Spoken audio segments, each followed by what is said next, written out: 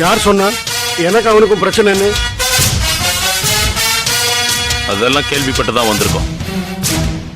உங்களுக்கும் தமிழரசனுக்கும் என்ன பிரச்சனைன்னு மட்டும் சொல்லுங்க.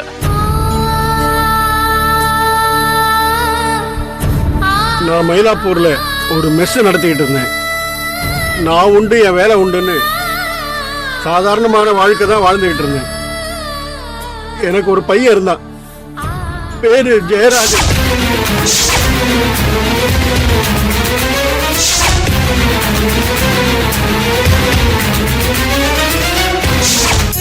அந்த வக்கீலும் அவன் ஃப்ரெண்டும் சேர்ந்து சந்தோஷமான என் குடும்ப வாழ்க்கையை சின்ன பின்னமாக்கிட்டாங்க.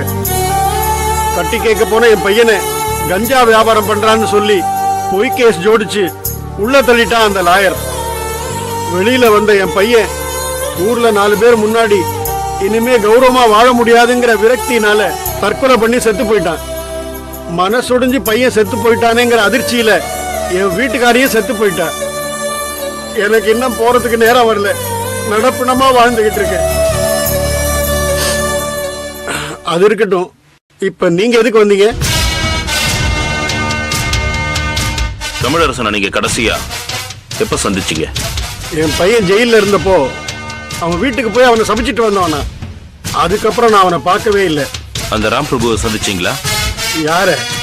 அந்த செல்போன் கடைக்காரனியா? அந்த மகாபாவியை பார்த்து நான் என்ன பண்ண போறேன்? அவன் மூஞ்சிய கூட நான் பார்த்ததில்லை. இப்ப எதுக்காக அவங்கள பத்தி எல்லாம் எங்கிட்ட விசாரிக்கிறீங்க? அந்த வக்கீல் தமிழரசனை யாரோ கொலை பண்ணிட்டாங்க. அப்படியா? Shahbaz, very good. போட்டு தள்ளிட்டாங்களா? அந்த நல்ல காரியத்தை யார் செஞ்சிருந்தாலும் சரி, அவனுக்கு நான் சந்தோஷமா ஒரு ராயல் சல்யூட் வைக்கிறேன்.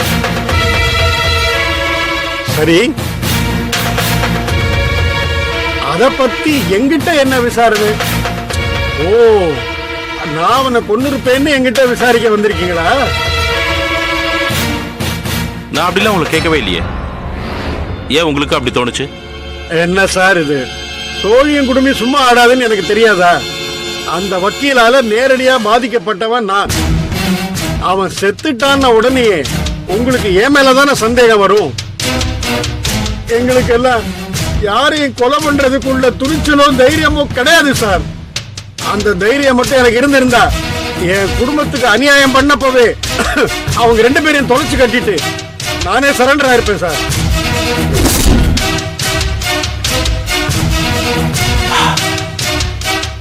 சரி, அந்த சொரூபா யாரு? சொரூபாவா? அது யாரு? அதே தான் நான் உங்களை கேட்கிறேன். ஏன்னா தமிழரசனையும் ராம் பிரபுவையும் ஒன்னா தெரிஞ்ச ஒரே ஆள் நீங்க மட்டும்தான். இந்த கேஸ்ல தமிழரசனுக்கும் ராம் பிரபுவுக்கும் சொரூபா கூட்டாளிங்கிற வரைக்கும் கண்டுபிடிச்சிட்டேன். அதுக்குதான் நீங்க எப்பவாவது அந்த பேரை கேள்விப்பட்டிருக்கீங்களான்னு கேட்டேன். இல்ல, எனக்கு தெரியல. சரி, நான் வரேன்.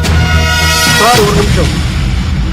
குற்றவாளிகளோட சேர்ந்து அவசரப்பட்டு நல்லவங்க யாரையும் தண்டிச்சிடாதீங்க.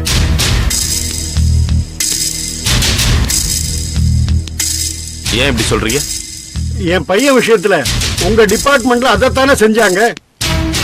அந்த அநியாயம் திரும்பவும் நடக்க கூடாதுன்னு தான் சொல்றேன். தேங்க்ஸ். என்கிட்ட அந்த மாதிரி நடக்காது. சார். என்ன சபி, எதுக்காக அர்ஜென்ட்டா இப்ப என்ன வர சொன்ன? இந்த புக்கு கொஞ்சம் பாருங்க. இது பிம்பம்னு வீக்லி ஒன்ஸ் வர இந்த புக்ல சினிமா டிவி நடிகைகளை பத்தி கிசு ரொம்பவே பாப்புலர். சரி, இதுக்கு நம்ம இன்வெஸ்டிகேட் பண்ற கேஸுக்கும் என்ன சம்பந்தம் இருக்கு? இதுல வந்திருக்கிற ஒரு நியூஸுக்கும் நான் இன்வெஸ்டிகேட் பண்ணிட்டு இருக்க கேஸுக்கும் ஒரு சம்பந்தம் இருக்கு. அதான் உடனே போய் ஆபீஸ்ல இந்த புக்கை கலெக்ட் பண்ணிட்டு வரலான்னு போனேன். Very good. படி, என்ன நியூஸ் அது? பெயரின் பின்பாதியில் பணத்தை வைத்திருக்கும் சின்னத்திரை நடிகை சென்னை 34 மலரின் பெயர் கொண்ட மருத்துவமனையில் வயிற்றை சுத்தம் செய்து கொண்டார். இந்த நியூஸ படிச்ச உடனே நானும் என் ஃப்ரெண்டும் யாரா இருக்கும்னு டிஸ்கஸ் பண்ணிட்டு இருந்தோம். முதல்ல எனக்கு ஏறல சார். அப்போ ஷொருபா கேஸ்ல இறங்கினதுக்கு அப்புறம் தான் விஷயமே புரிய வந்துச்சு. என்ன புரிஞ்சுது? இந்த கிசுகிசுல எழுதப்பட்டிருக்க நடிகை ஷொருபா தான். எப்படி சொல்ற? கடைசி 2 எழுத்துக்கள் பணத்தை குறிப்பிடுதா இல்லையா? ஷொருபா, ரூபா, பணம். அதெல்லாம் கரெக்ட் தான். அபார்ஷன் பண்ணிக்கிட்ட நடிகை வேற யாராவது இருந்துட்டா? இல்ல சார், ஷொருபாங்கிறது ரொம்ப ரேர் நேம். இவள தவிர ஃபீல்டுல வேற யாருக்கும் இந்த நேம் இல்ல. சரி, அப்படியே எடுத்துக்கலாம். சென்னை 34னா நுங்கம்பாக்கம். நுங்கம்பாக்கத்துல எனக்கு தெரிஞ்சு மலர் பேர் கொண்ட ஹாஸ்பிட்டலே இல்லையே. அங்கதான் சார் உங்க சிஷ்யே பிரமாதமா ஒர்க் பண்ணிருக்க. நுங்கம்பாக்கத்துல மொத்த ஹாஸ்பிட்டல்ஸ் 16. சுகம் ஹாஸ்பிட்டல், ராஜம் மருத்துவமனை, Hariharan nursing home, comfort hospital, Jayam nursing home, Geetha hospital, gem hospital, Vedavalli hospital, Nalaya nursing home, KM1 poly nursing home, Rohini Janakiraman hospital, GM clinic, poly nursing home, Balaji hospital, Deepa nursing home, Vaidehi hospital. Okay okay.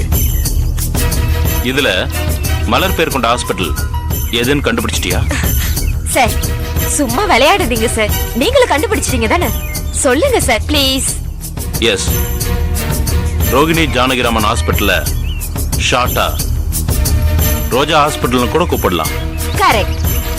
அதான் அந்த ஹாஸ்பிட்டலுக்கு போய் ஒரு நர்ஸை correct பண்ணி details எல்லாத்தையும் collect பண்ணிட்டேன். Very good. Result என்ன? 6 மாசத்துக்கு முன்னாடி அந்த ஷொருபா அந்த ஹாஸ்பிட்டலுக்கு போய் அபார்ஷன் பண்ணிருக்காங்க.